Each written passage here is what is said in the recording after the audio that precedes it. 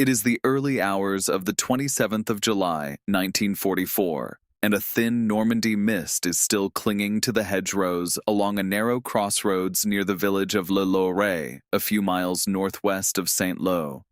The air smells of diesel, crushed grass, and the faint copper tang of a battlefield that has not yet gone quiet since dawn. Somewhere behind the tall bocage hedges, an engine idles low and rough, the growl of a machine built for a different war entirely. Inside a single armored vehicle, 4 young men sit in cramped, sweat-soaked silence, listening. Their commander, a 24-year-old Waffen-SS non-commissioned officer named Ernst Barkmann, has already fought across the vast plains of the Eastern Front. He has seen what happens when tanks meet tanks in open country. Normandy is nothing like that. Here the roads are sunken, the hedges are thick enough to stop a shell, and visibility can shrink to a matter of meters. Barkmann's tank, a Panzer Kampfwagen 5 Panther, has fallen behind his company, its transmission strained from days of hard marching and its crew left without infantry support, without radio contact with their battalion, and without any clear idea of how many American vehicles are advancing towards them along the road from the south. Records suggest that Barkmann had been ordered, along with a handful of other stragglers, to hold this junction and cover the withdrawal of 2 damaged Panthers further back down the line. He did not choose this ground for glory, he chose it because there was nowhere else to go. What happens over the next hour in the tangled orchards and sunken lanes around this anonymous crossroads will be remembered by historians, propagandists, and tank enthusiasts alike for the rest of the century, though not always for the same reasons. Few among the men crouched inside that single tank, waiting for the first American vehicles to round the bend, could have imagined that this obscure junction would one day carry a name of its own, or that the story of what happened here would still be debated more than 80 years later. Behind them, hidden in nearby fields, lay 2 other Panthers of their company, both immobilized by mechanical failure and battle damage, their crews stripped of ammunition and largely helpless, dependent entirely on Barkmann's single functioning gun to buy them the hours they needed before recovery vehicles could reach them. It was, in the truest sense, a rearguard within a rearguard, one broken machine shielding 2 others while the rest of a shattered division tried to reorganize itself further to the rear. To understand why a single, half-broken tank found itself alone at a Normandy crossroads facing an entire American armored column, it is necessary to understand the disaster that had just befallen the German army in France. 6 weeks after the Allied landings of the 6th of June, the front around St. Lo had become a bloody stalemate. The German defenders pinned into the hedgerow country known to the Americans as the bocage, where visibility rarely exceeded 100 meters and every field had to be fought for individually. On the 25th of July, the United States First Army launched Operation Cobra, a massive concentrated bombardment and armored breakout designed to finally crack the German line west of St. Lo. Waves of heavy bombers, according to American after-action reports, dropped several thousand tons of ordnance onto a narrow strip of German-held ground in a matter of hours, an assault so overwhelming that entire units simply ceased to exist as coherent formations. The Panzer Division, one of the best-equipped formations in the German army, was effectively destroyed in the opening bombardment. Behind this shattered front, the 2nd SS Panzer Division Das Reich, Barkmann's parent unit, was thrown piecemeal into the gap to try to slow an American advance that was now pouring through torn German lines with frightening speed. The division that Barkmann served in had begun the Normandy campaign with roughly 79 Panther tanks. By late July, constant combat, mechanical breakdowns, and Allied air attacks had reduced that number substantially, and exact surviving totals for any given day remain difficult to establish with certainty from surviving records.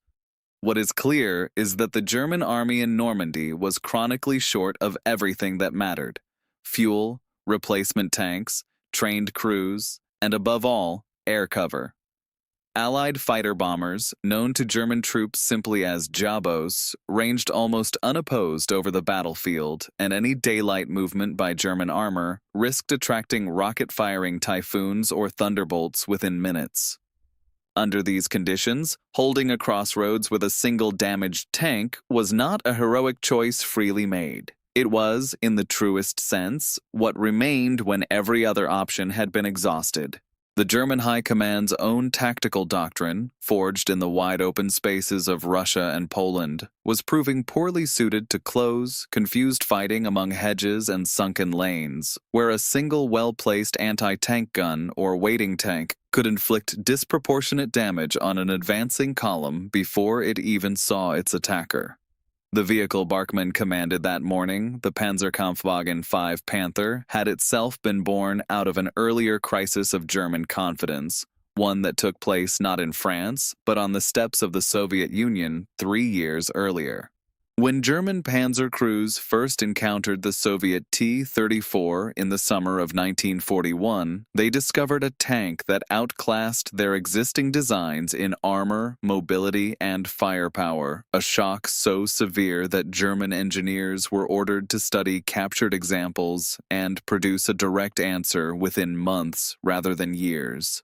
The result, developed jointly by Daimler-Benz and MAN and rushed into production in late 1942, was a tank weighing around 45 tons, considerably heavier than the American Sherman it would face in Normandy, yet capable of speeds approaching 30 miles an hour thanks to a 700-horsepower Maybach petrol engine borrowed from the same family that powered the heavier Tiger. Its sloped frontal armor, up to 80 millimeters thick and angled to deflect incoming shells, made a frontal hit from many contemporary Allied tank guns a matter of chance rather than certainty.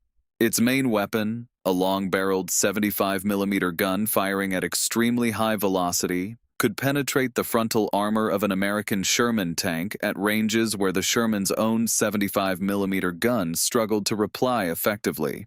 To put it in terms a modern viewer might grasp, imagine two boxers of similar size, except one is wearing armor, the other's fists simply cannot dent, while his own punches land with the force of a sledgehammer. That was, broadly, the tactical relationship between a well-handled Panther and an early model Sherman in a head-on engagement, though the picture becomes considerably more complicated once numbers, terrain, air power, and reliability are taken into account. The Panther was not without serious flaws.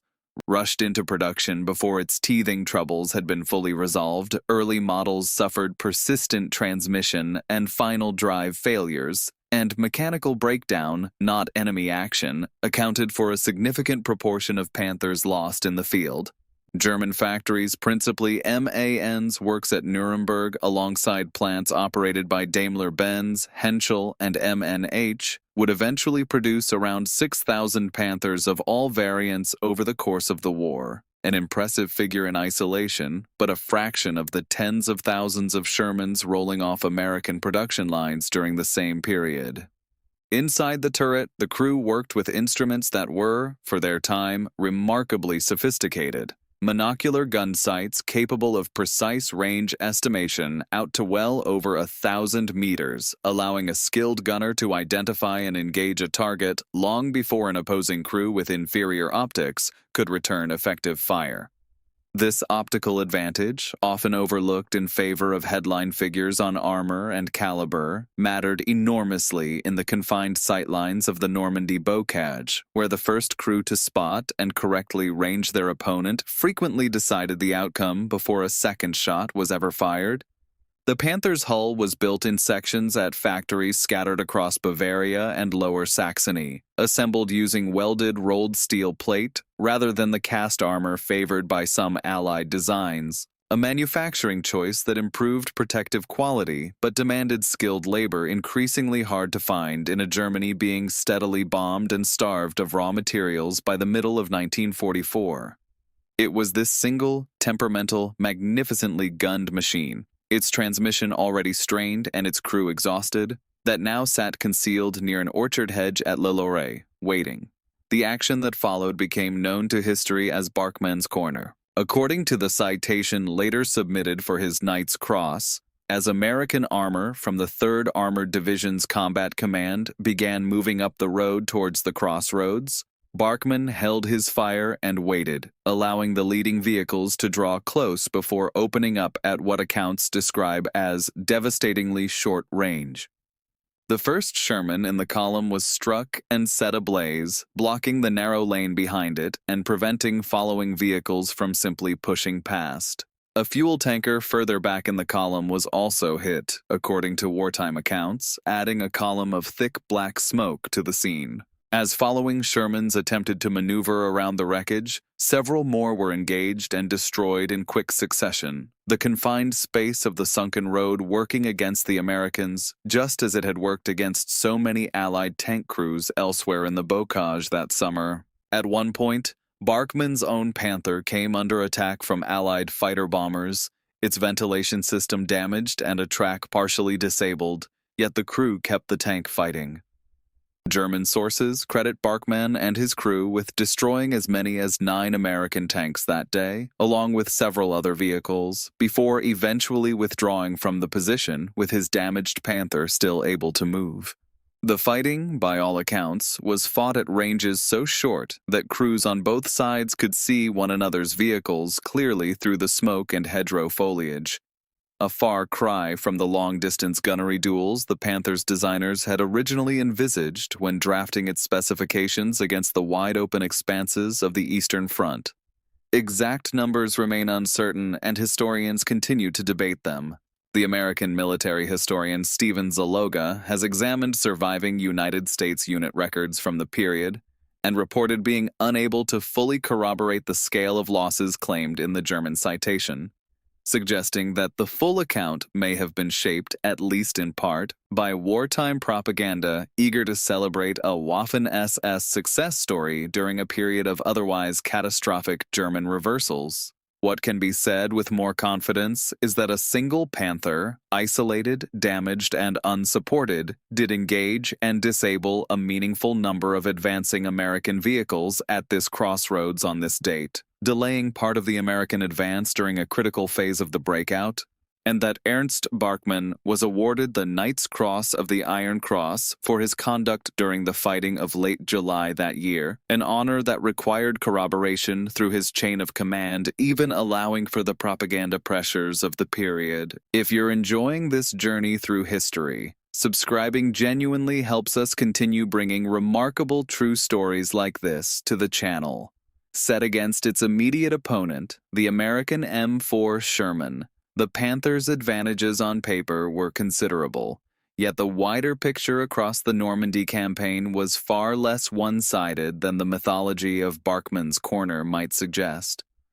The standard Sherman fielded by American armored divisions in the summer of 1944 carried a 75mm gun broadly comparable to the early Panzer IV's weapon, adequate against infantry and fortifications, but marginal against the Panther's thicker, sloped frontal plate. Later model Shermans mounting a 76mm gun improved matters, and the British modified Sherman Firefly, armed with a 17-pounder gun capable of punching through a Panther's front armor at several hundred meters, proved a genuine equalizer wherever it appeared in sufficient numbers. What the Sherman could offer that the Panther fundamentally could not was quantity and reliability. American factories built tens of thousands of Shermans across the war, allowing knocked-out tanks to be repaired and returned to service, or simply replaced within days, while a damaged Panther might sit awaiting parts for weeks, given Germany's crumbling logistics network by mid-1944. Compared with the Soviet T-34 that had originally provoked the Panther's design, the German tank retained a clear edge in frontal protection and gun performance, though the T-34 could be produced far more cheaply and in far greater numbers, a trade-off that mirrored the Sherman's own advantages in the West.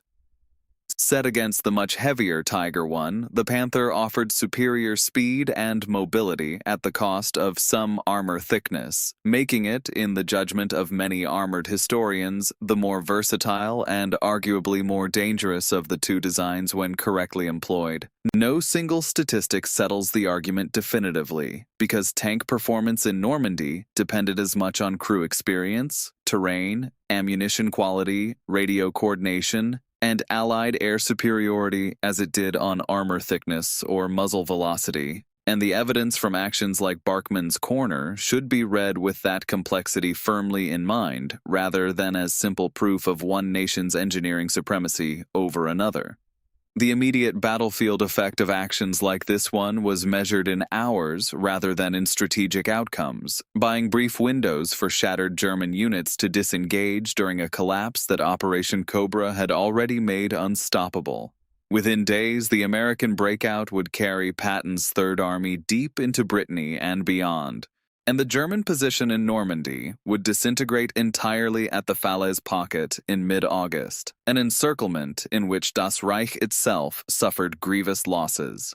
The longer historical influence of encounters such as this lies less in the tactical arithmetic of tanks destroyed and more in what they revealed about armored warfare in close, compartmented terrain, lessons that would shape post-war doctrine on the vulnerability of armor operating without adequate infantry and air support.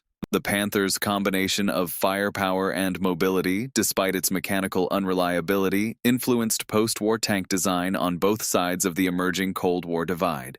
With the sloped armor principle, it demonstrated becoming standard practice for generations of tanks that followed.